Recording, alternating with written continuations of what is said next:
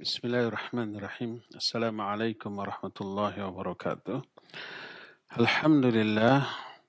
Alhamdulillahilladzi hadana lihadza wa ma kunna linahtadiya laula an hadana Allah. Wa ashhadu an la ilaha illallah wahdahu la syarika lah iqraran bihi wa tauhidan wa ashhadu anna Muhammadan abduhu wa rasuluh sallallahu alaihi wa ala alihi wa ashabihi wa sallama tasliman mazida wa ba'd. Ikhwati fillah, azanillahu wa iyyakum. Baik para pendengar Radio Roja manapun, Roja Cilengsi, Roja Bogor, Roja Lampung, Roja Palembang, Roja Berau, Roja Pontianak, Roja Tanjung Pinang, Roja Surabaya, dan Roja di tempat lain, Roja Kendari di Sulawesi, para pendengar Radio Tarbiyah Sunnah Bandung, pendengar Radio Al-Bayan di Cianjur, Radio 1 Lombok, Radio Amuba di Pangkal Pinang, Radio Hidayah di Pekanbaru, pemirsa Roja TV di mana saja Anda berada, pemirsa Asil TV di Pekanbaru, pemirsa Suro TV di Padang, dan radio serta TV-TV lain yang ikut menyiarkan kajian kita ini di mana saja Anda berada, juga para netizen melalui media sosial apapun dan melalui akun manapun di mana saja Anda berada. Alhamdulillah kembali kita berjumpa melanjutkan pembahasan Al-Irsyad ila Sahihil I'tiqad. Kita sedang membahas rukun iman yang ke-6. Salah satu di antara iman kepada hari akhir adalah beriman kepada tanda-tanda kiamat. Kita sudah terangkan ada 4 tanda kiamat, 3 tanda kecil, 1 tanda besar. 3 tanda kecil ini, pertama tanda kecil yang sudah terjadi dan tidak terjadi lagi, seperti dibelahnya bulan, seperti kelahiran dan wafatnya Nabi SAW dan yang lain-lainnya. Kedua, tanda kecil yang sudah terjadi dan masih terjadi sampai sekarang. Banyaknya pembunuhan, banyaknya kemungkaran, dosa dan maksiat, banyaknya orang-orang bodoh yang menyampaikan agama secara keliru, salah, dan seterusnya. Dan yang ketiga, tanda kecil yang belum terjadi tapi pasti akan terjadi. Itu sudah berlalu penjelasannya, sekarang tanda besar. Tanda besar sudah kita mulai, munculnya Imam Mahdi sudah selesai.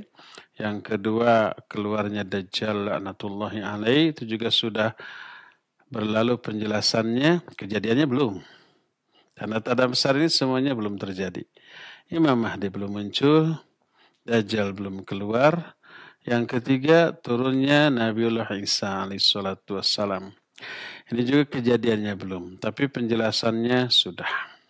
Sekarang kita masuki keempat, yaitu keluarnya Ya'juj dan Ma'juj. Kejadian keluarnya Ya'juj dan Ma'juj wajib diimani oleh kaum muslimin. Dan harus dimasukkan ke dalam salah satu dari akidah, keyakinan setiap muslim. Karena apa?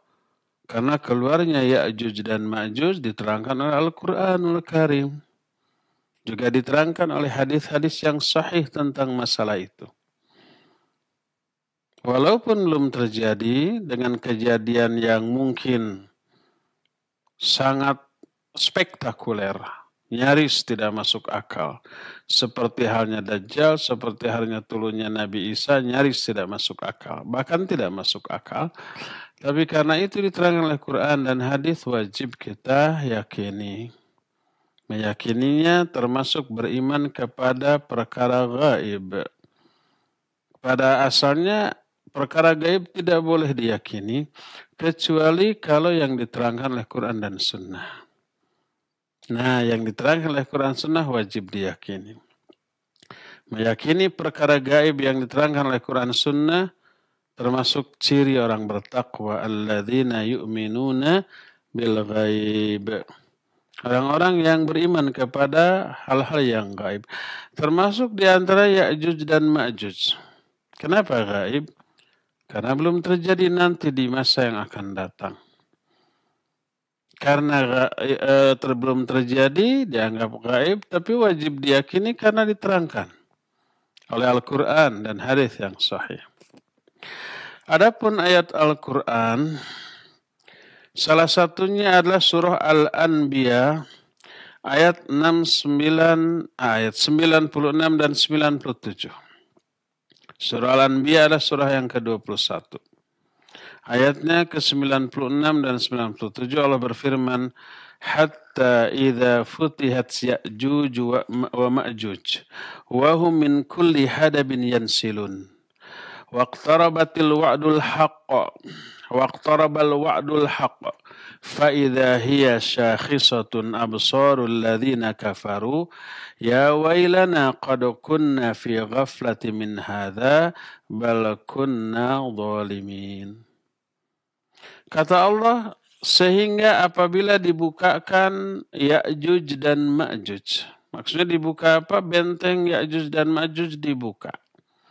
Maka mereka bergerak cepat dari tempat-tempat yang tinggi. Dan sudah dekatlah janji yang benar. Maksudnya sudah dekatlah kiamat. Jadi keluarnya Ya'juj dan Ma'juj salah satu tanda besar dari sudah dekatnya kiamat. Tiba-tiba terbelalaklah pandangan orang-orang kafir karena takut.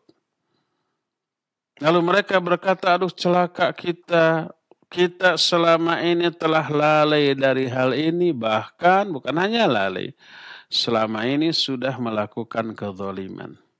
Kita ini orang-orang zalim, lalai dari sudah dekatnya kiamat. Dan saat itu adalah saat yang sangat genting. Ayat ini menjelaskan akan dibukakan benteng Ya'juj dan Ma'juj. Dan itu nanti menjelang kiamat. Juga diterangkan dalam surah Al-Kahfi, mulai dari ayat 92 sampai ayat yang ke-100. Tentang kisah Dzulqarnain. Sebagian ulama menyebut beliau Nabi, sebagian lagi menyatakan beliau bukan. Tapi beliau berkuasa. Pernah menguasai seluruh dunia. Sebagaimana perkataan Syekhul Islam Ibn Taimiyah, yamlikud dunya mu'minan wa kafiran. Dunia ini pernah dikuasai oleh 2 orang mukmin dan 2 orang kafir. Adapun 2 orang mukmin, salah satu di antara Sulaiman dan yang kedua Dzulqarnain ini yang diterangkan dalam surah Al-Kahfi. Dalam Al-Kahfi 92 sampai 100 Allah berfirman, "Tsumma atba'a sababa."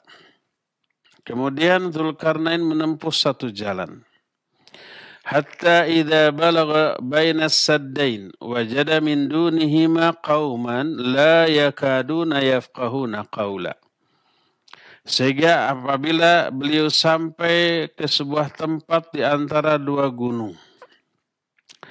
Beliau menemukan di bawah 2 gunung itu ada satu kaum yang hampir-hampir omongan mereka itu tidak terfahami.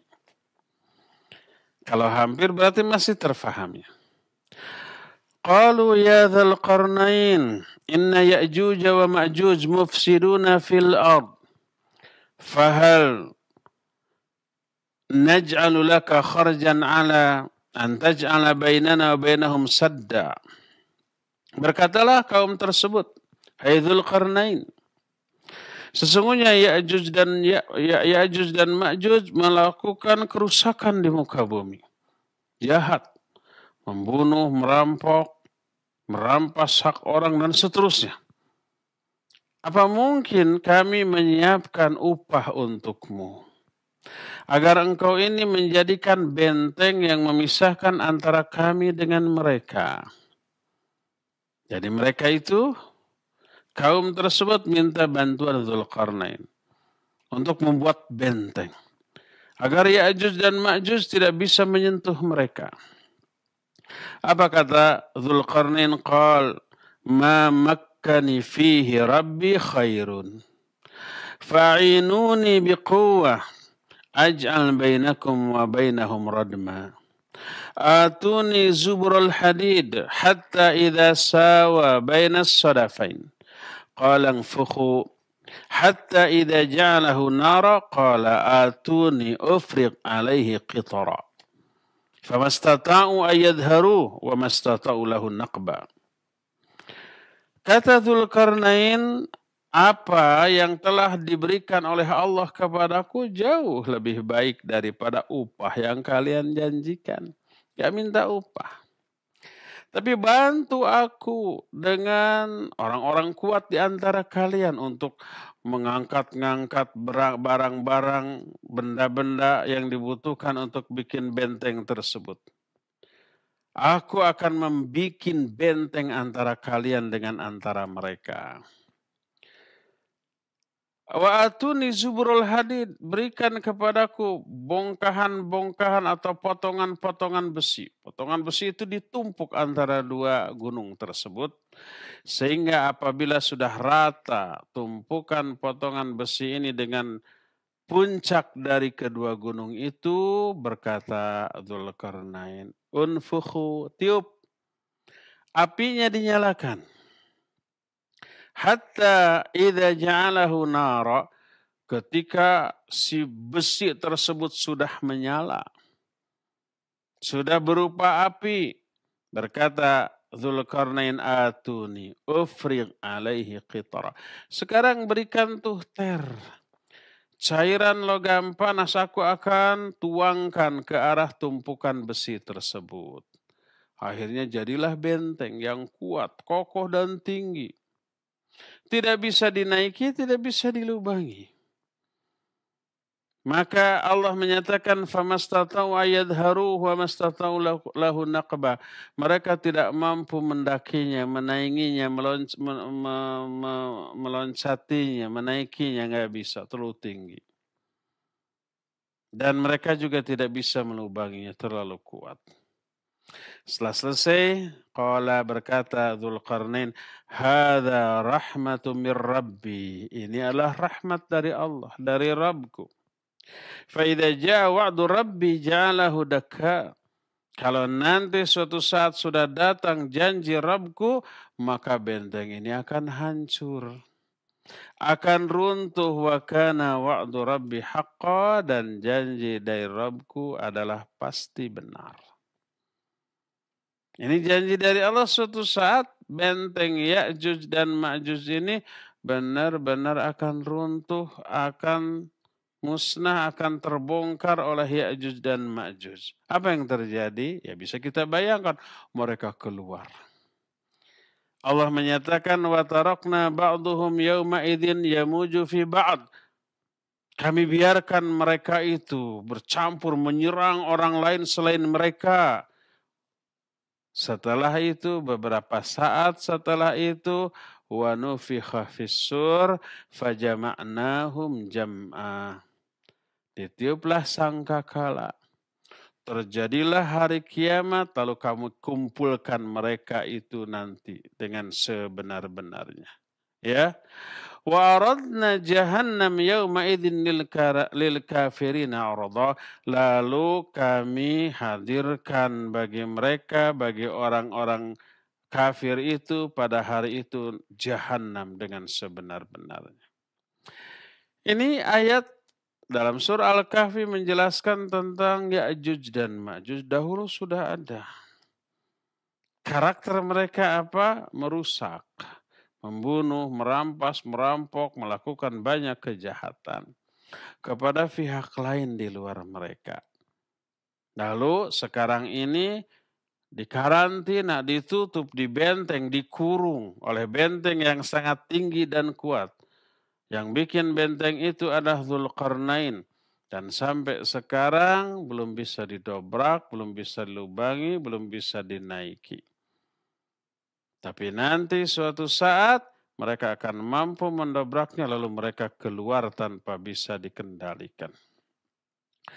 Jadi benteng ini terbuat dari besi, kemudian dipatri, dilem, direkat oleh diseter oleh cairan logam antara dua buah gunung dan dibangun oleh Dzulqarnain menjadi satu benteng yang sangat kuat sehingga mereka terhalang dari berinteraksi dengan dunia luar, tidak lagi mengganggu orang lain, tidak lagi bisa mengekspansi orang lain, tidak lagi menguasai orang lain, sampai suatu saat benteng itu akan runtuh rata dengan tanah, dan ini sesuatu yang Allah janjikan, dan janji Allah itu tidak akan pernah meleset. Pasti kejadian. Dan kejadian ini menunjukkan sudah dekatnya dengan hari kiamat, ya. Inilah minimal 2 ayat yang diterangkan dalam Al-Quran tentang Ya'juj dan Ma'juj. Adapun hadis lebih banyak lagi. Di antara hadis yang sahih adalah pertama, hadis ini riwayat Imam Muslim dalam kitab Sahih Muslim dengan sanad yang sahih. Diterima dari Nawas bin Sam'an radhiyallahu an dari Nabi alaihi salatu wassalam. Beliau bersabda, Inna Allah Ta'ala yuhi ila Isa bin Maryam alaihi salatu wassalam ba'da qatlih dajjal anni qad akhrajtu ibadan li la yudanu li ahadin biqitalihim. Faharriz ibadi ila tur.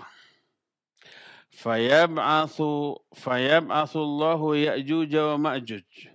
Wahum min kulli hadabin yansilun. Fayamurru awwaluhum ala buhairah tabariyah fayashrabuna ma fiha wa yamurru akhiruhum fayaqulun laqad kana bihadhihi marrah ma fayuhsaru Nabiullah Isa wa ashabuhu hatta yakuna ra'su thur li ahadihim khairan min 100 dinar li ahadikumul yaum. Kata Nabi SAW, sesungguhnya Allah Ta'ala memberi wahyu kepada Nabiullah Isa. Kejadian keluarnya Ya'juj dan Ma'juj ini di zaman ketika Nabi Isa masih ada setelah beliau membunuh Dajjal laknatullahi alaih. Tentang kisah bagaimana Nabi Isa membunuh Dajjal sudah kita jelaskan di pertemuan yang lalu. Setelah Dajjal terbunuh, Nabiullah Isa memimpin kaum muslimin.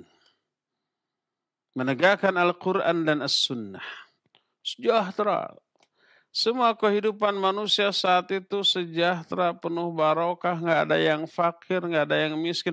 Semua kesulitan mengeluarkan zakat, infak, dan sedekah. Karena tidak ada yang mau menerimanya.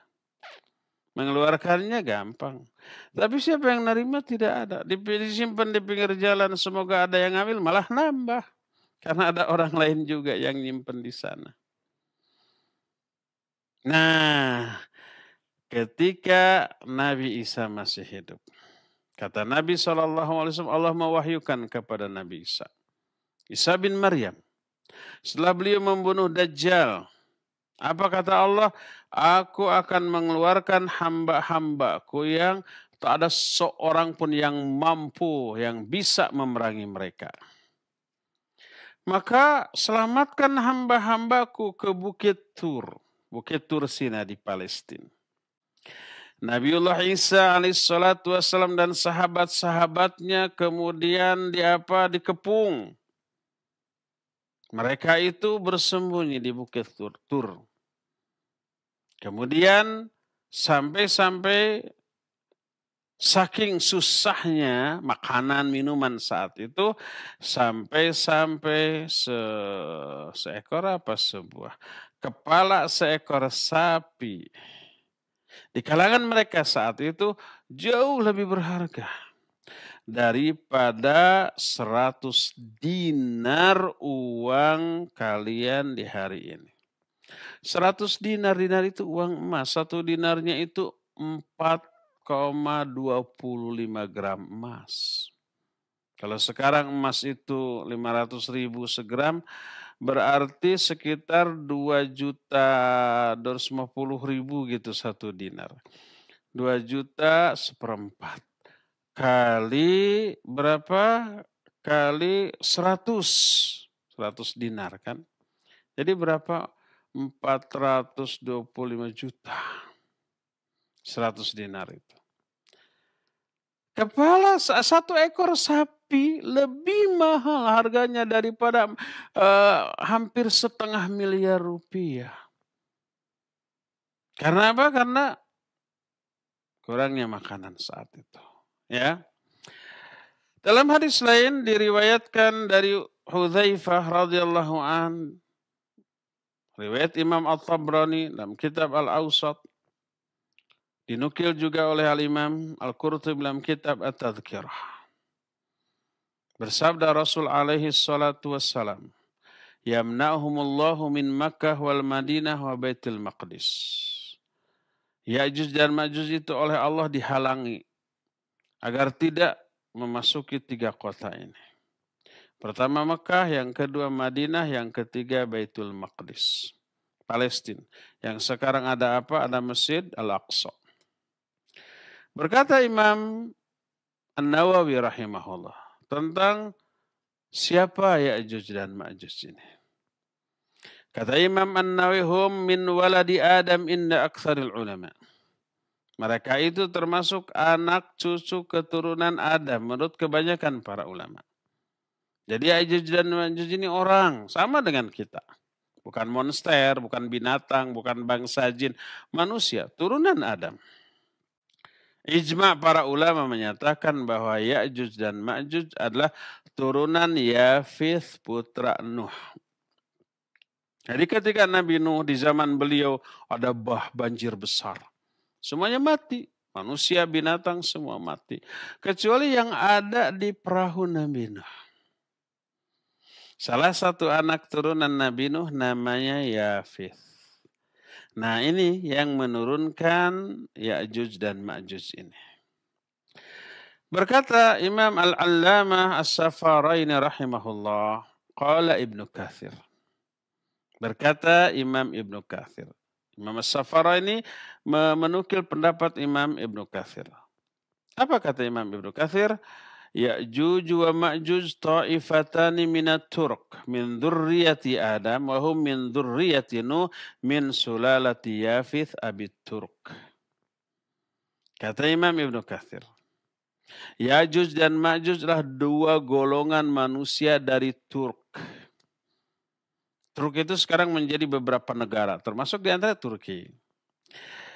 Dari turunan Adam, mereka adalah turunan Nabi Nuh dari silsilah Yafith Abu Turk. Jadi Yafith ini punya anak namanya Turk.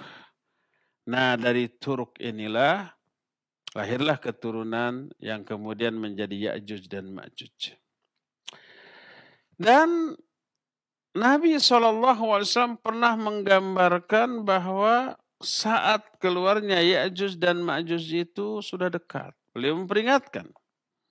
Suatu saat dalam hadis sahih riwayat Imam Bukhari dan Imam Muslim dalam 2 kitab sahihnya.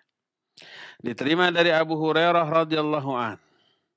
Berkata Rasul sallallahu alaihi wasallam, "Futihal yauma min radmi Ya'juj Ma'juj mithlu hadhihi." Telah dibukakan di hari ini. Hari ini itu hari ketika Nabi sallallahu alaihi wasallam masih hidup.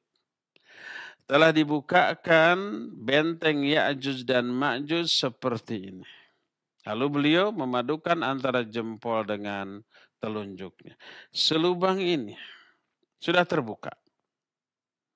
Diterangkan dalam hadis lain lebih detail. Sahih Bukhari dan Sahih Muslim, tapi dari Zainab binti Jahash radhiyallahu anha. Zainab ini istri Nabi alaihissalatu wassalam. Berkata Zainab, anna Rasul alaihissalatu wassalam nama indaha thumma istayqadha muhmirran wajhah. Wa huwa yaqul la ilaha illallah. Wailu lil a'rab min syarri qad iqtaraba futihal yawma min radmi Ya'juj wa Ma'juj mithla hadhi wa hallaqa baina usbu'ai.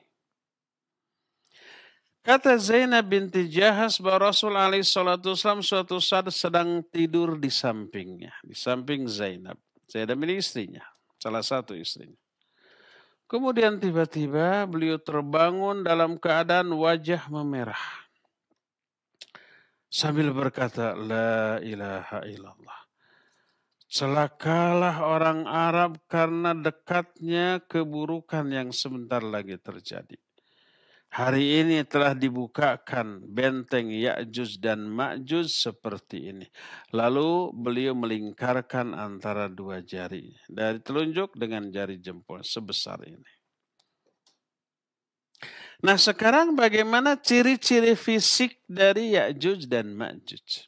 Yang jelas seperti kita, seperti orang. Tapi kan kita juga orang berbeda-beda penampilan fisiknya ya. Wajahnya, hidungnya, matanya, kulitnya gitu kan.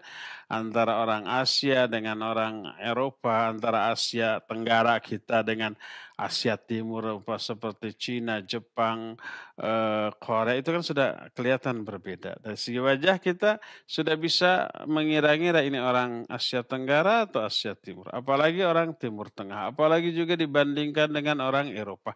Sudah beda lah penampilannya ya. Bagaimana sekarang bentuk fisik Ya'juj dan Ma'juj? Adapun sifat fisik mereka. Diterangkan salah satunya oleh Imam Ibnu Katsir rahimahullahu ta'ala dalam kitab Al-Bidayah wan Nihayah. Kata beliau, wahum yashbahuna nas ka'abna'i jinsihim minat Turk. Al-Mughal, al-Mukharrazmah, uyunuhum, al-dhalaf, unufuhum, as-suhab, syu'uruhum, ala ashkalihim wa alwanihim. Adapun sifat-sifat fisik mereka, mereka itu serupa dengan umumnya manusia. Jadi sama, kepalanya, dua tangan, dua kaki, karena orang, bukan binatang, bukan monster, bukan jin. Seperti anak-anak turunan bangsa Turk, bangsa Mongol, yang mata-mata mereka itu kecil, sipit, dan hidung-hidung mereka ini pesek, kecil. Rambut-rambut mereka pirang. Serupa dengan warna kulit mereka. Terus ada orang yang beranggapan, yang dikatakan oleh Imam Ibnu Katsir, wa man zama anna minhum at-tawil alladhi kan nakhlah wa atwal, wa minhum al-qasir alladhi hum kasya'il haqir, wa minhum man lahu adhanan yataghatta bi ihdahima wa yatawatta'u bil ukhra faqad takallafa ma la ilma lahu bihi wa qala ma la dalila alaih. Siapa yang menyangka bahwa Ya'juj dan Ma'juj itu ada yang tinggi, setinggi pohon kurma bahkan lebih. Ada lagi yang pendek, sependek orang-orang beke, orang-orang kecil itu apa namanya? Kurcaci, ya. Dan ada lagi di antara mereka yang berkata bahwa sebagian dari Ya'juj dan Ma'juj itu memiliki dua telinga besar. Satu telinganya untuk dijadikan selimut, satu lagi dijadikan alas tidur.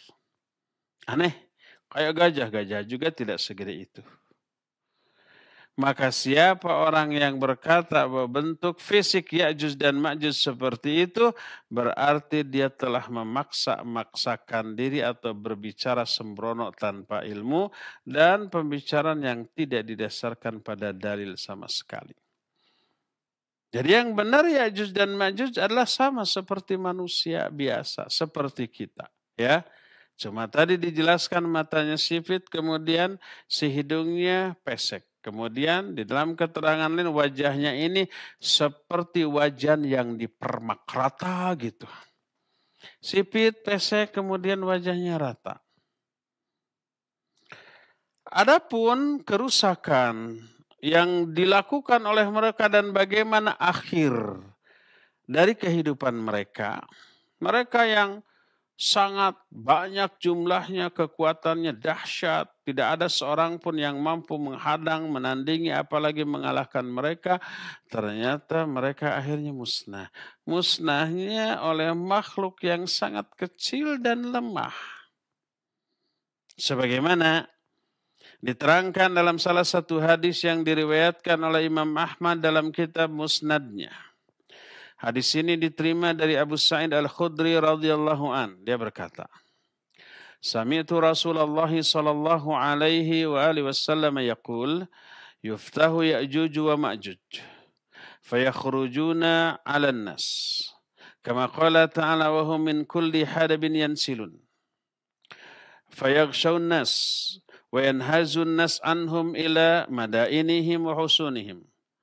Wa yadummuna ilaihim mawashiyahum fayashrabuna miyahal ard hatta inna ba'dahum la yamuru bin nahar fayashrabuna ma fihi hatta yasrukuhu yabasa hatta inna man ba'dahum yamur bidzalika an-nahar fayaqul qad kana hahuna ma marrah hatta idza lam yabqa minan nasi ahadun illa ahadun fi sahnin aw madinah قال قائلهم هؤلاء أهل الأرض قد فرغنا منهم بقي أهل السماء قال ثم يهز أحدهم حربته ثم يرمي بها إلى السماء فترجع إليه مختضبة دما للبلاء والفتنة فبينهم على ذلك بعث الله دودا في أعناقهم كنغف الجراد الذي يخرج من أعناقه فيصبحون موتى لا يسمع لهم حس فيقول المسلمون ألا رجلا يشري لنا نفسه فينظر ما فعل هذا العدو قال فيتجرد رجل منهم محتسبا لنفسه وقد وطنه على أنه مقتول فينزل فيجدهم موتى بعضهم على بعض فينادي يا معشر المسلمين ألا أبشروا إن الله تعالى قد كفاكم عدوكم فيخرجون من مدائنهم وحصونهم ويسرحون مواشيهم فما يكون لها رأي إلا لحومهم فتشكر عنه يعني تمتلئ ضروعها باللبن كأحسن ما تشكر عن شيء أصابه من النبات فقط من النبات قط. Kata Rasul sallallahu alaihi wasallam, suatu saat akan dibuka benteng Ya'juj dan Ma'juj. Mereka keluar menyerang manusia. Sebagaimana firman Allah dalam Al-Anbiya 96, mereka dari setiap tempat yang tinggi turun secara cepat. Lalu mereka menyerang manusia, manusia berlindung dari mereka ke kota-kota, benteng-benteng perlindungan tempat mereka berlindung. Mereka membawa binatang-binatang ternak mereka ke benteng tersebut. Ya'juj dan Ma'juj meminum seluruh air yang ada di muka bumi. Sehingga sebagian mereka melewati sebuah sungai besar. Mereka meminum airnya sampai meninggalkannya dalam keadaan kering, tidak lagi air yang tersisa. Sampai datang rombongan kedua di karangan mereka, melewati sungai yang kering tadi, lalu berkata, tadinya sih kelihatan di sini ada air, tapi kok sekarang nggak ada ya, habis. Sehingga apabila tidak tersisa satupun manusia yang berkeliaran, mereka hanya terisolasi di benteng-benteng mereka. Selamat tuh dari Ya'juj dan Ma'juj. Kalau keluar dihantam, mati ya, dibunuh. Kejam mereka. Kejam mana dengan corona ya? Mestinya corona juga begitu tuh. Mengisolasi diri semua, nanti mereka mati sendiri. Sebagaimana Ya'juj dan Ma'juj juga mati nanti. Ya. Sampai tak ada lagi yang tersisa manusia yang berkeliaran, tidak ada kecuali di benteng-benteng tempat mengisolasi diri. Ya. Maka berkatalah pemimpin Ya'juj dan Ma'juj. Kata dia, kita sudah habisi semua penduduk di dunia, di muka bumi. Yuk sekarang kita hajar siapa saja yang ada di langit. Lalu mereka itu melemparkan tombak-tombak mereka ke arah langit. Dalam riwayat lain mereka membentangkan membidikan panah-panah mereka dan melepaskan anak panah itu ke arah langit. Apa yang terjadi?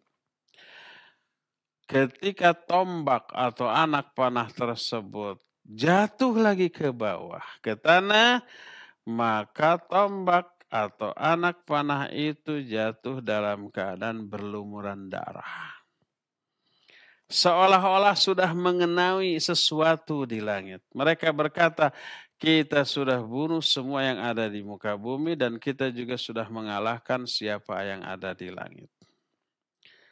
Lil bala wal fitnah. Ini sekedar fitnah saja bagi mereka. Ya.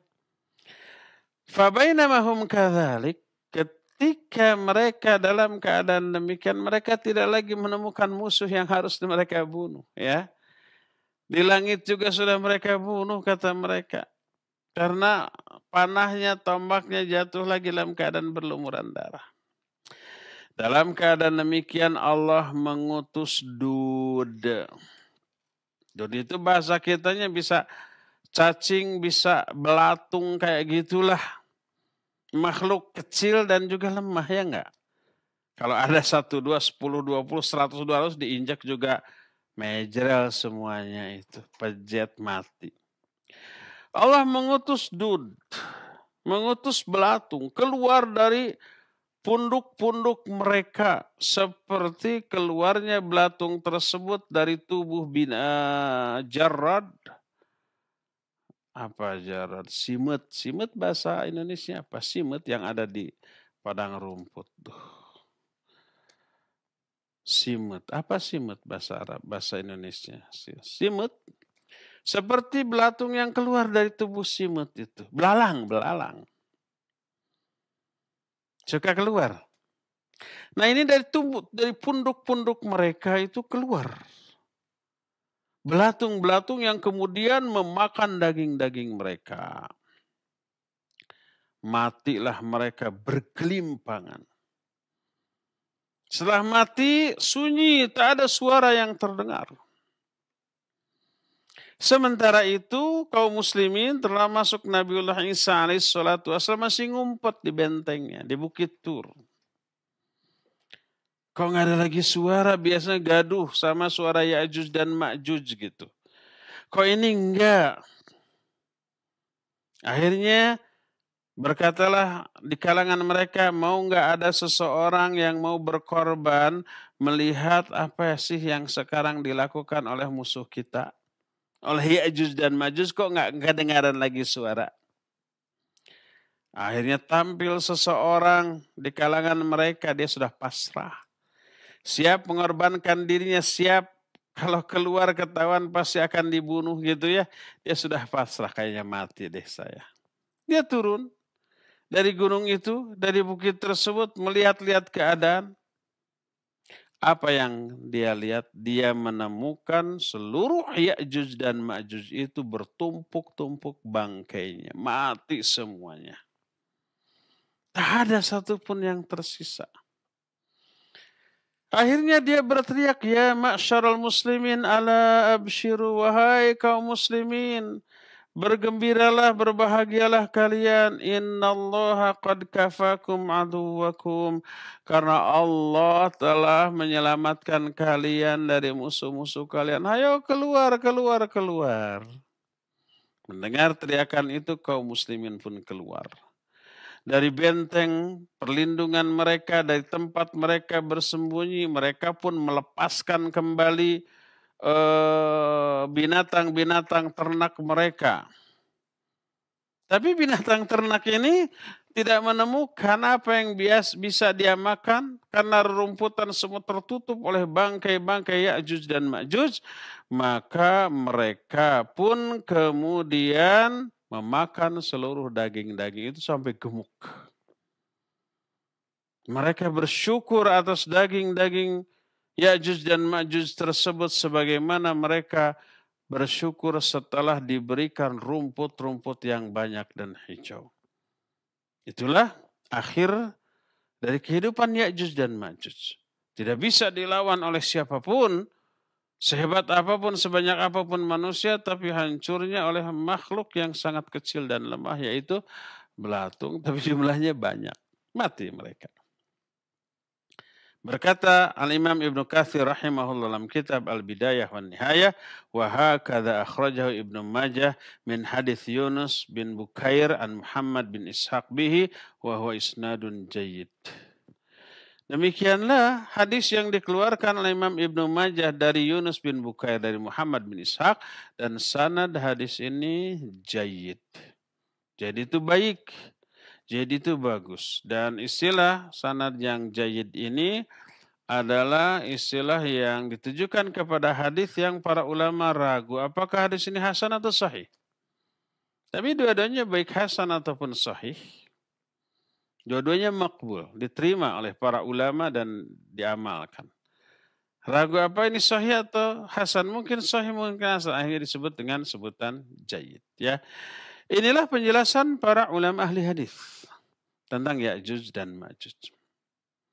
Jadi wajib kita meyakini adanya Ya'juj dan Ma'juj. Karena diterangkan oleh Al-Quran dan As-Sunnah.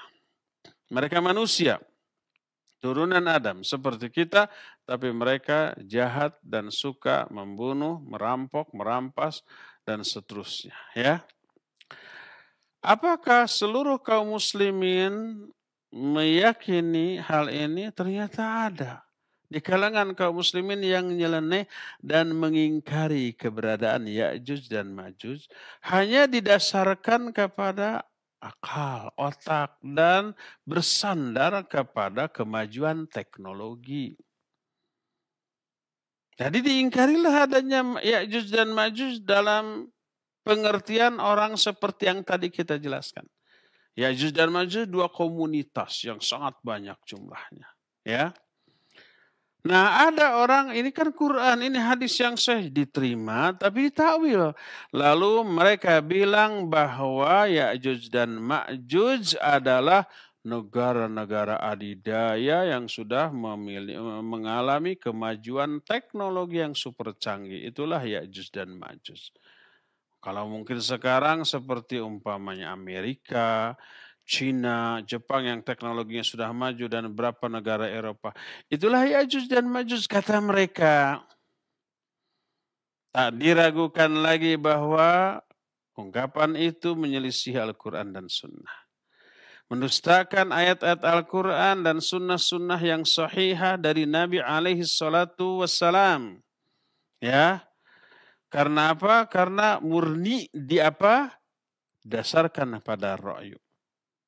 Salah satu argumentasi ilmiah mereka, kata mereka ilmiah ya, bahwa sekarang sains teknologi sudah maju, ada satelit, ada segala macam yang dibutuhkan. Seluruh titik di dunia ini sudah terketahui, terpantau, tertelusuri. Kalau toh ada dua komunitas besar Ya'juj dan Ma'juj dengan tempatnya, nggak mungkin tersembunyi, nggak mungkin luput dari perhatian mereka.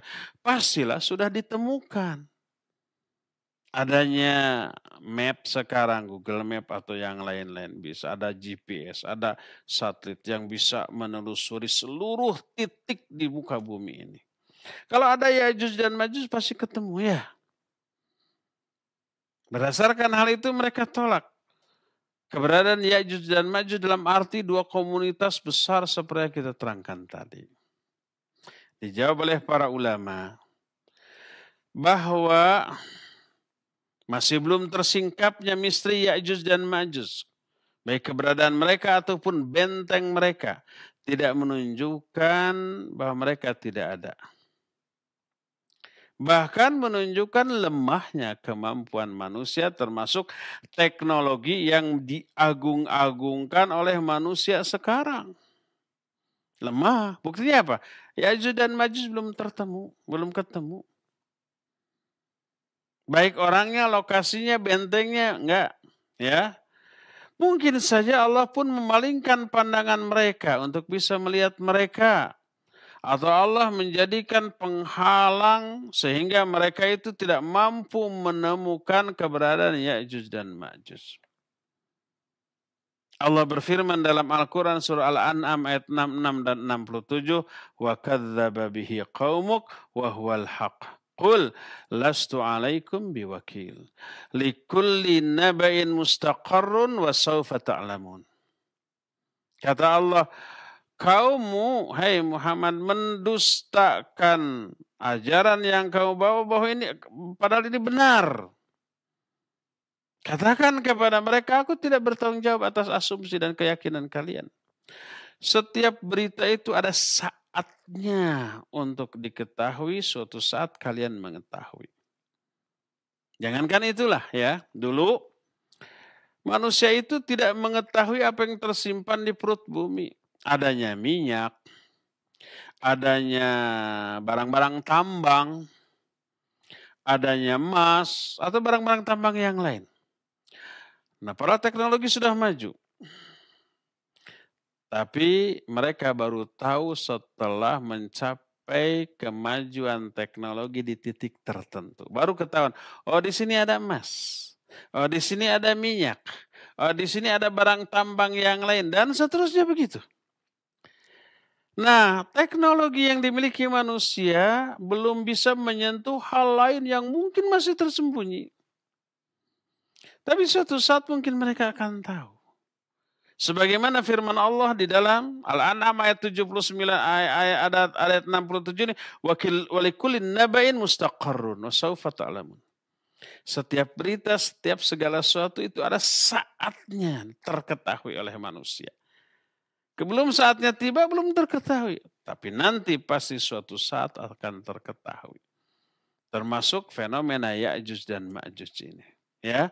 Yang jelas Al-Quran menerangkan, hadis juga menjelaskan, dan para ulama ahli hadis, Ahlus Sunnah wal Jamaah tentang masalah itu memiliki deskripsi yang sama, pemahaman yang sama tentang Ya'juj dan Ma'juj. Bahwa Ya'juj dan Ma'juj adalah dua komunitas manusia yang jumlahnya amat sangat banyak. Sekarang masih terkurung di suatu tempat yang hanya Allah yang tahu. Kelemahan manusia belum bisa mendeteksi keberadaan mereka. Tapi suatu saat ketika saatnya tiba, maka Ya'juj dan Ma'juj akan keluar dari benteng tempat mereka dikurung. Ya, inilah penjelasan Ya'juj dan Ma'juj. Saya pikir cukup sampai di sini. Dan sisa waktu yang ada kita akan gunakan untuk bertanya jawab kepada Al-Akh Al-Fadil Fawas di studio Radio Roja Cilengsi. Dipersilakan untuk memandu tanya jawab dengan pendengar dan pemirsa. Wa sallallahu ala nabiyina Muhammadin wa ala alihi wa wasallam. Silakan Fawas. Baik, terima kasih kami ucapkan untuk Kak Ustadz. Jazakumullahu khairan, materi bahasan yang penuh manfaat yang telah disampaikan di sore hari ini. Ikhwatal Islam, untuk selanjutnya kita masuk sesi interaktif. Bagi Anda yang akan bertanya, silakan bisa hubungi kami untuk telepon. Ya, sudah masuk, silakan. Assalamualaikum warahmatullahi wabarakatuh. Waalaikumsalam warahmatullahi wabarakatuh. Silakan Bapak, dengan siapa, dari mana? Dari Ilmar di Jawa Barat. Ya, silakan Bapak. Pak Ustadz, menyimpang sedikit dari yang dibahas, boleh kan Pak Iya. Ustadz? Silakan disampaikan, Saya ingin Pak. menanya tentang masalah yang sering terjadi dan bahkan saat ini pun juga masalah kredit rumah yang angsuran setiap tahun, setiap bulan dibayar, atau mobil. Nah, itu bagaimana pandang Islam? Ya, alhamdulillah saya tidak melakukan itu. Mohon penjelasan. Iya, baik. Rumah itu kalau kita tidak bayar, tidak lunas selama 3 bulan berturut-turut, bahkan akan disita. Begitu juga motor atau mobil. Ini marak di mana-mana. Iya. Terima kasih, Pak Ustaz. Terima kasih kembali Bapak Barakallahu Fiik yang telah mengajukan pertanyaan terkait dengan kredit. Ustaz, bagaimana hukumnya? Mungkin ada sedikit ulasan, silahkan. Baik, Barakallahu Fiik Pak Irman di Jawa Barat. Kredit baik rumah, motor, mobil, atau barang-barang elektronika, ya, atau barang lain lah apapun. Boleh atau tidak, tergantung ya. Kalau di dalamnya ada unsur riba, bunga, termasuk denda keterlambatan, termasuk ada sita barang dan hangusnya uang yang sudah distorkan ketika terjadi kemacetan, maksudnya macet cicilan, maka itu tidak boleh, itu haram. Itu pertama. Karena apa? Karena ada unsur riba. Jadi kalau umpamanya telat membayar yang harusnya tanggal 5 maksimal dibayar, ternyata telat. Maka setiap denda keterlambatan sehari didenda sekian, 2 hari lebih gede lagi, 3 hari, seminggu lebih gede lagi. Itu bunga riba, maka tidak boleh. Ya, walaupun si konsumen, si pembeli selalu berusaha tidak kena denda. Jadi begitu sudah waktunya bayar, sebelum jatuh tempo dia sudah bayar sehingga tidak terkena denda apapun, sehingga tidak terkena riba, maka tetap saja tidak boleh. Karena apa? Karena transaksi yang dia setujui adalah transaksi yang mengandung unsur riba. Walaupun tidak terkena ribanya, tapi minimal dia meridhoi, menyetujui transaksi yang di dalamnya ada hal yang Allah haramkan, maka tidak boleh. Itu yang pertama. Kedua, proses jual beli barang tersebut, baik rumah ataupun mobil, umumnya adalah si penjual menjual barang yang belum menjadi miliknya. Nabi SAW menyatakan, la tabi ma laysa indak. Jangan kamu jual barang yang belum menjadi milikmu. Seperti umpama kita beli mobil. Siapa pemilik mobil itu? Dealer. Pas kita mau ajukan kredit, transaksi kita itu bukan antara kita dengan dealer, tapi antara kita dengan bank atau leasing. Itu kan transaksinya. Jadi kita store-nya ke bank, karena kita memang bayarnya ke bank atau ke leasing tadi. Jadi yang melakukan jual beli ada 3 pihak. Dealer menjual ke bank, bank menjual ke kita. Dealer menjual ke bank oleh pihak-pihak bank dibayar secara cash, ya. Bank menjual lagi ke kita dan kita membayarnya secara cicilan. Kan begitu ya, ada 3 pihak. Dealer menjual ke bank, cash. Bank menjual ke kita, nyicil. Nah, bunganya itu nanti ke bank itu. Dan ketika nih, pihak bank menjual ini ke kita, ditandatangani ada kontrak kesepakatan begini, tanda tangani, lalu terjadi jual beli antara kita dengan bank. Ketika kita membeli itu dari bank, mobil itu statusnya masih milik dealer, bukan atau belum menjadi milik bank. Belum, masih milik dealer. Tapi oleh si bank sudah dijual lagi ke kita. Sehingga bank menjual barang yang belum menjadi miliknya dan itu tidak sah. Ya bisa kita tuh, saya mau jual tuh, mobil itu tuh bagus, ya 100 juta. Padahal punya orang. Ayo bayar umpamanya. Berapa? 100 juta. Padahal kita tahu dia itu mau menjual itu 70 juta. Jadi kita punya apa? Punya untung 30 juta. Sok dibeli. Lalu saya beli ke dia, sini 70 juta. Gitu. Jadi nggak boleh kita menjual barang yang belum menjadi milik kita. Masih punya orang lain. Dan itulah yang terjadi pada sistem kredit. Baik rumah, ataupun mobil, ataupun motor, atau benda-benda lain. Tidak sah, tidak boleh ya. Sehingga kalau seperti itu mekanismenya maka tidak boleh. Karena ada ribanya, karena ada unsur menjual barang yang belum menjadi miliknya. Dan yang ketiganya ada kezaliman berupa menyita barang yang dijual belikan dan menganggap hangus terhadap uang yang sudah distorkan tersebut ya, maka tidak boleh. Wallahu a'lam. Silakan. Jazakallah khairan jawaban dan nasihat Al-Ustadz. Demikian untuk Bapak yang bertanya tadi di kesempatan pertama. Berikutnya kami berikan kesempatan untuk penelpon kedua dan kami berharap pertanyaan berkesesuaian dengan materi Ustadz tadi agar kita lebih banyak kembali faedah-faedah yang disampaikan oleh Al-Ustadz. Silakan bisa hubungi kami. Ya, silakan. Assalamualaikum. Waalaikumsalam warahmatullah. Silakan Ibu pertanyaannya. Ya. I- Ya. Ini apa ya, suami kan sekarang keadaan apa namanya uzur, stroke kan, Iya Bu. tidak bisa jalan. Nah itu yang saya tanyakan, jadi amalan apa yang bisa dilakukan? Ya Pak.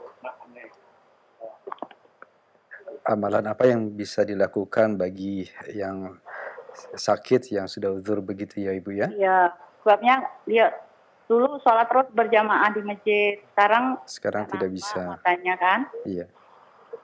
Baik Ibu, terima kasih interaksinya. Barakallahu fiik. Semoga Allah Subhanahu wa taala mengangkat penyakit yang ada di suami Ibu. Nah, silahkan Ustaz. Iya, barakallahu fiik Ibu yang barusan bertanya ya, la ba'sa tahur insyaallah ya. Mudah-mudahan suami Ibu segera dipulihkan dari penyakitnya oleh Allah Azza wa Jalla. Amalan apa yang harus dilakukan oleh orang yang stroke tadi? Ya semampunya Bu. Semua kewajiban laksanakan sesuai dengan kemampuan. Sholat jangan ditinggal. Tidak bisa sambil berdiri, maka sholatlah sambil duduk. Tidak bisa sambil duduk, sholatlah sambil berbaring. Tidak bisa menggerakkan tangan kaki dengan isyarat, maka tidak apa-apa, semampunya ya. Fattaqullaha mastata'tum. Adapun untuk saum seperti kemarin, tidak bisa saum, nah nanti diganti kalau memungkinkan sembuh. Tapi kalau tidak bisa dipastikan sembuh atau tidaknya, bayar dengan fidyah. Jadi ajaran Islam ini lengkap, memberikan solusi dari semua masalah yang dihadapi oleh manusia dalam melaksanakan syariat ini. Selalu ada rukhsah, ada keringanan, ada dispensasi bagi orang-orang yang tidak mampu melakukan kewajiban.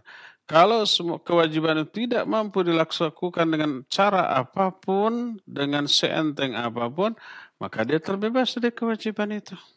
La yukallifullahu nafsan illa usaha. Seperti haji rukun Islam yang kelima. Nggak mampu. Dari segi uang nggak mampu. Atau mampu dari segi uang tapi kesehatan tidak memungkinkan. Bebas. Dia tidak terkena kewajiban haji. Atau saum. Saum dia tidak bisa. Qadha juga tidak bisa. Bayar fidyah tidak mampu umpamanya. Ya. Kalau tiga-tiganya tidak mampu, sudah dia bebas dari kewajiban untuk melakukan saum dengan kewajiban penggantinya. Saum tidak mampu, udah. Qadha. Qadha juga tidak mampu, udah. Fidyah. Fidyah tidak mampu, sudah. Sebagaimana hadis tentang seorang laki-laki datang kepada Rasul SAW, dia melaporkan bahwa dirinya sudah melakukan hubungan suami istri dengan istrinya di siang hari. Di bulan Ramadan ketika saum. Kata Nabi SAW, mampukah kamu untuk saum 2 bulan berturut-turut? Dia bilang tidak. Kalau begitu, mampukah kamu untuk memberikan fakir miskin, makan 60 fakir miskin? Tidak bisa, tidak punya. Untuk makan sehari-hari aja tidak. Akhirnya Nabi SAW kemudian memberikan sekantung kurma, berikan ini kepada fakir miskin. Kata orang itu gimana? Tidak ada yang lebih miskin daripada saya ya Rasulullah. Lalu Nabi SAW dengan tertawa, kalau begitu berikan itu sebagai nafkah bagi istrimu. Sudah bebas. Kalau memang semuanya saudara tidak mampu ya. Nah jadi suami ibu yang stroke tadi tetaplah sholat tapi semampunya. Semampunya sampai beliau sembuh ya, yang semoga Allah segera menyembuhkannya. Terus kalau saum ya kalau tidak mampu nanti qadha. Kalau qadha tidak bisa dipastikan kapan-kapan ya sudah fidyah. Ternyata fidyah juga memberikan makan 30 fakir miskin tidak mampu, ya sudah, la yukallifullahu nafsan illa usaha ya. Selebihnya berdoalah, bersabarlah, bertawakallah kepada Allah Azza wa Jalla dan tetap boleh melakukan ikhtiar yang disyariatkan yaitu berobat kepada ahlinya. Wallahu a'lam. Silakan lagi Fawaz. Jazakallahu khairan jawaban dan nasihat Ustaz. Untuk selanjutnya kita angkat dari pesan singkat. Ada Bapak Rudi Ahmad di Bandung dan Pak Endri di Bekasi yang bertanya hal yang sama. Assalamualaikum warahmatullahi wabarakatuh. Ustadz, mohon penjelasannya apakah Ya'juj dan Ma'juj ini keluarnya hanya di Timur Tengah saja atau di seluruh dunia, dan apakah tuntunan syariat Islam di dalam menghadapi fitnah dari Ya'juj dan Ma'juj ada sebagaimana tuntunan saat kita berdoa terhindar dari fitnahnya Dajjal. Mohon nasihat dan penjelasan dari Al-Ustadz. Jazakumullahu khairan. Barakallahu fiq kepada yang bertanya barusan. Ya'juj dan Ma'juj itu akan keluar dari tempat mereka diisolir dan kita tidak tahu tempat itu di mana. Apakah betul di Timur Tengah? Tapi yang jelas saat itu posisi Nabiullah Isa alaihissalatu wassalam berada di Palestina. Disuruh untuk membawa pengikutnya ke Bukit Tursina. Itu di daerah sana ya. Tapi banyaknya jumlah Ya'juj dan Ma'juj menyebabkan semua tempat mereka datangi dan semua tempat yang mereka datangi di saat mereka menemukan manusia ya dibunuh. Air lautan saja yang airnya tawar habis, sungai yang besar yang airnya tawar juga habis diminum oleh mereka ya. Jadi itulah keterangan yang ada tentang hal itu. Terus apakah kita harus ada upaya secara syar'i untuk bisa terbebas, terlindungi dari mereka? Ya, sebagaimana Allah dan Rasulnya memberi tuntunan agar terhindar dari fitnah Dajjal. Dua hal ini berbeda. Kalau Dajjal tidak membunuh, tapi menyesatkan. Ya, memang yang tidak beriman kepada dia tidak langsung dibunuh, tapi disengsarakan. Tanam-tanamannya dibuat mati karena Dajjal bisa menyuruh tanah untuk mematikan tumbuh-tumbuhan. Kemudian curah hujannya juga dihentikan. Ternak-ternak juga menjadi kering, tidak menghasilkan susu. Kemudian harta-harta mereka hilang, musnah, lenyap. Dajjal Allah berikan kemampuan seperti itu. Pilihannya hanya dua, sengsara banget, tersiksa atau menjadi pengikut Dajjal. Ada 1-2 yang dibunuh oleh Dajjal.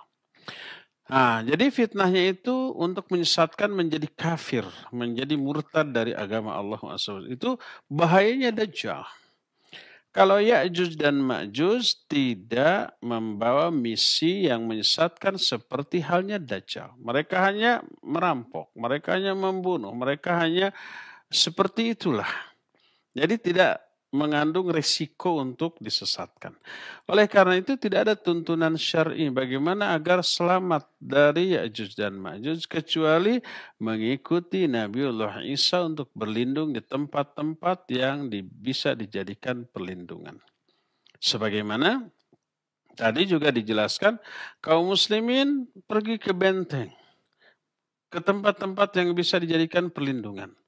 Termasuk juga ke Bukit Tursina seperti yang tadi dijelaskan. Ya, nah itulah yang bisa dilakukan agar selamat, nyawa mereka selamat. Sampai Allah memusnahkan mereka dengan cara mengutus belatung-belatung yang memakan daging-daging mereka tadi. Ya, berdasarkan hal itulah maka tidak ada tuntunan khusus secara syar'i agar selamat dari Ya'juj dan Ma'juj kecuali berlindung ke tempat-tempat yang memang bisa dijadikan pelindungan dari kejaran Ya'juj dan Ma'juj ya. Wallahu a'lam. Silakan lagi Fawaz. Terima kasih. Jazakallah khairan Al-Ustadz, jawaban dan nasihat yang disampaikan. Untuk selanjutnya kami angkat masih dari pesan singkat. Ada 2 penanya. Bapak Yusuf di Bekasi dan 1 penanya yang tidak menyebutkan nama. Assalamualaikum warahmatullahi wabarakatuh. Ustadz, keberadaan saat ini Ya'juj dan Ma'juj adalah sudah ada dan terkurung di sebuah tembok yang kita tidak mengetahuinya. Jadi pertanyaan, apakah hukum mencari-cari tahu di mana tempatnya dengan memakai teknologi yang ada sebagai sebuah pembuktian terhadap kebenaran Al-Quranul Karim. Apakah diperbolehkan demikian? Mohon nasihat dan penjelasannya. Jazakumullahu khairan. Baik, barakallahu fiik. Upaya pencarian pernah dilakukan di zaman khalifah, zaman dahulu, dengan mengirim satu pasukan khusus untuk menemukan benteng Ya'juj dan Ma'juj.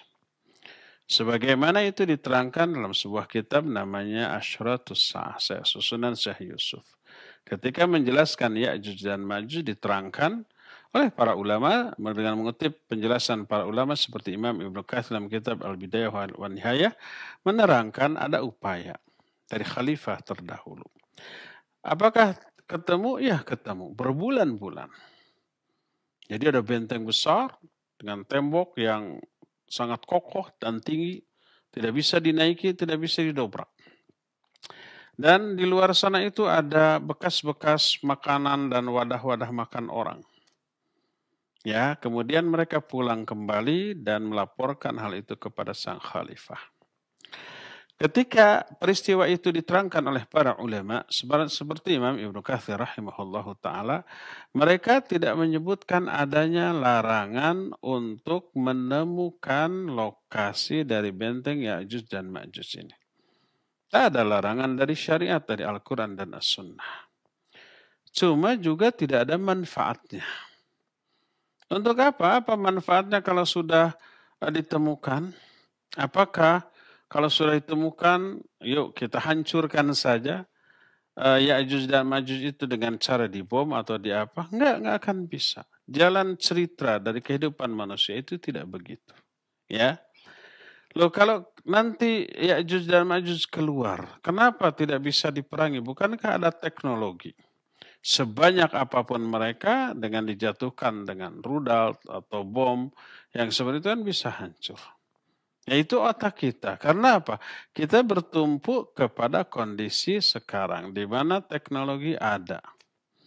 Kondisi saat nanti di akhir zaman, sejak zaman Imam Mahdi saja diterangkan perang ini memakai pedang lagi.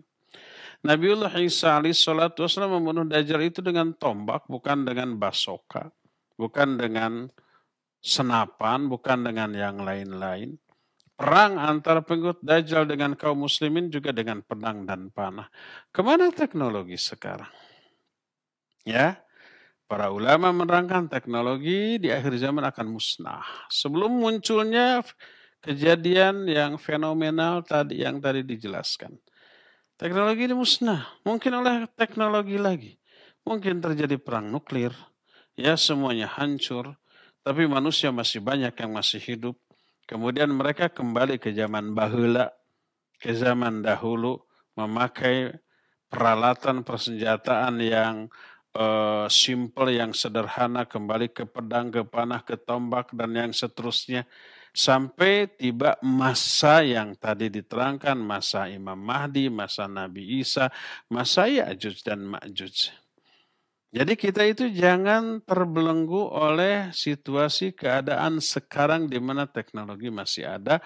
Lalu kondisi sekarang dijadikan sebagai acuan untuk memahami kejadian di masa yang akan datang. Nggak bisa. Sekali lagi karena ini perkara yang gaib, belum terjadi. Tapi diterangkan oleh Quran dan Sunnah. Maka wajiblah kita meyakini kejadian ini benar akan terjadi seperti yang diterangkan dalam Al-Quran dan hadis yang sahih, tanpa membandingkan dengan kondisi sekarang di mana teknologi ini ada. Ya, tapi walhasil para ulama tidak membahas tentang bagaimana hukum mencari lokasi Ya'juj dan Ma'juj. Tidak ada larangan, tapi tidak ada faedahnya. Kalau ketemu mau apa, kalau tidak ketemu ya buang-buang waktu, buang-buang biaya, buang-buang segala macam ya. Nanti alur kehidupan kita sebagai manusia akan seperti yang diterangkan di dalam hadis-hadis yang sahih tadi ya. Wallahu a'lam bishawab. Terakhir ya Fawaz ya, silakan. Yang terakhir kami angkat kembali untuk penanya via telepon. Assalamualaikum Assalamualaikum warahmatullahi wabarakatuh. Waalaikumsalam warahmatullahi wabarakatuh. Silakan Bapak, dengan siapa, dari mana? Dengan Pak Mul di Medan, Ustaz. Pak Mul, silakan pertanyaannya. Nah, keluarnya Ya'juj dan Ma'juj ini, apakah salah satu tanda-tanda makin dekatnya hari kiamat, Ustaz? Karena di hadis Jibril, ketika Nabi SAW ditanya apa tanda-tanda hari kiamat, Nabi SAW mengatakan bahwa apabila ada budak yang melahirkan tuannya. Jadi yang saya ingin tanyakan, sekarang ini kan budak nggak ada, Ustaz. Nggak ada. Kemudian bagaimana contohnya budak melahirkan tuannya? Ini bagaimana contohnya? Bingung saya. Korelasinya ya Pak ya dengan kondisi saat ini. Terima kasih, Ustaz. Baik, Bapak. Assalamualaikum warahmatullahi wabarakatuh. Waalaikumsalam warahmatullahi wabarakatuh. Pak Mul di Medan, terima kasih. Silakan Ustaz. Ya, Pak Mul di Medan, barakallahu fiik. Tadi sudah diterangkan munculnya Ya'juj dan Ma'juj sebagai salah satu tanda sudah dekatnya kiamat, betul. Salah satu, bukan satu-satunya. Nah, tanda lain dari hari kiamat adalah ketika Nabi SAW ditanya oleh malaikat Jibril, ya, fa akhbirni anis sa'ah. Coba ceritakan kepada tentang kiamat, kapan terjadi? Beliau menyatakan mal mas'ulu anha bi'alama minas sa'il. Orang yang ditanya tidak lebih tahu daripada yang bertanya. Lalu Jibril bertanya lagi, fa akhbirni an amaratiha. Kalau begitu terangkan tanda-tandanya. Nah, salah satu tanda yang dijelaskan oleh Nabi SAW, antalidal amatu rabbataha, kalau seorang amat itu hamba sahaya wanita. Kalau laki-laki abdun, ya. Kalau laki-laki. Kalau perempuan amat. Jadi antalidal amatu rabbataha, kalau seorang hamba sahaya wanita melahirkan tuannya, ya. Ini ada dua makna diterangkan oleh para ulama. Makna pertama adalah simbol kedurhakaan seorang anak kepada ibunya. Ibunya itu diperbudak, gitulah. Dijadikan babu, disuruh ini, disuruh itu. Bukan dia melayani, membantu ibunya, tapi ibunya itu dijadikan babu, dijadikan budak, dijadikan hamba sahaya. Itu kinayah dari uququl walidain. Durhaka kepada orang tua. Ini makna pertama. Makna kedua adalah dengan makna yang hakiki, betul budak sudah melahirkan tuannya. Ini termasuk di antara tanda kiamat. Apa maknanya? Maknanya adalah betul kalau ada seorang hamba sahaya wanita, maka tuannya yang laki-laki halal menggaulinya berdasarkan nas Al-Quran dan hadis yang sahih. Al-Quran dalam surah Al-Mu'minun ada, dalam surah Al-Ma'arij juga ada, lafadznya sama, ya, tentang ciri orang beriman, walladzina hum li furujihim hafizun. Orang mukmin itu orang yang memelihara faraj-faraj mereka. Illa ala azwajihim aw ma malakat aymanuhum fa innahum ghairu malumin. Kecuali kepada istri-istrinya atau kepada hamba sahaya yang mereka miliki. Fa innahum ghairu malumin, itu tidaklah tercela. Jadi halal istri, halal hamba sahaya. Boleh digauli? Boleh. Hadis juga menyatakan, man tazawwaja imru'atan aw ishtara jariyatan falyakhudh bin nasiyatiha. Siapa orang yang menikahi seorang wanita atau membeli seorang budak wanita, maka pegang ubun-ubunnya lalu doakan. Sama tuh, ya. Karena status kehalalannya sama. Ternyata si wanita hamba sahaya yang digauli oleh tuannya itu hamil dan melahirkan anak. Wanita ini disebut dengan sebutan Ummul Walad. Status anaknya merdeka dan anak dari tuannya. Anaknya merdeka, tapi ibunya itu tetap hamba sahaya statusnya. Anaknya merdeka, sehingga anaknya menjadi tuan bagi ibunya. Tapi keuntungan si wanita ini kalau tuannya mati gitu, maka dia otomatis merdeka, tidak lagi sebagai budak. Nah ini yang disebut dengan umul walad. Jadi anaknya menjadi tuan bagi ibunya. Ini yang dimaksud dengan antalidal amatu rabbataha. Kalau seorang hamba saya wanita telah melahirkan anaknya, itu dalam posisi seperti itu, dalam kondisi seperti itu. Dan hadis ini bahwa ini sebagai salah satu di antara tanda kiamat, mengisyaratkan di akhir zaman nanti akan ada lagi perbudakan. Penjelasan diisyaratkan di antara oleh Syekh Salim bin Al-Hilal dalam kitab Bahjatun Nadin Syarah Riyadhus Shalihin ketika menerangkan hadis Jibril ini. Ini isyarat bahwa nanti di akhir zaman akan ada lagi perbudakan. Sekarang tidak ada, ya. Tapi apa kita yakin sampai hari kiamat tidak akan ada lagi perbudakan? Enggak. Hadis ini mengisyaratkan akan ada lagi perbudakan. Tapi bukan Islam yang melahirkan sistem perbudakan ini. Seperti yang kita ketahui, perbudakan lahir hasil dari peperangan. Yang kalah, yang masih hidup, yang menyerah ditawan, yang apabila tidak ditebus untuk bebas, dia menjadi hamba sahaya. Laki ataupun perempuan menjadi hamba sahaya. Itu proses lahirnya perbudakan sejak zaman dahulu. Yang kalah, yang lemah, dikuasai, udah jadi budak gitu. Dan statusnya tetap melekat. Sekalipun itu mungkin saja turunan Nabi. Ada nggak turunan Nabi yang menjadi budak? Ada, sebagaimana diisyaratkan dalam hadis yang sahih bahwa siapa orang yang baca la ilaha illallah wahdahu la syarika lahu lahul mulku wa hamdu yuhyi wa yumiitu wa huwa ala kulli syai'in qadir 10 kali, maka dalam sehari, maka pahalanya sama dengan membebaskan budak dari keturunan Nabi Ismail. Keturunan Nabi Ismail ada yang menjadi budak. Itu mulia, makanya dibebaskan. Dibeli oleh kita lalu dibebaskan, pahalanya gede karena turun Nabiullah Ismail.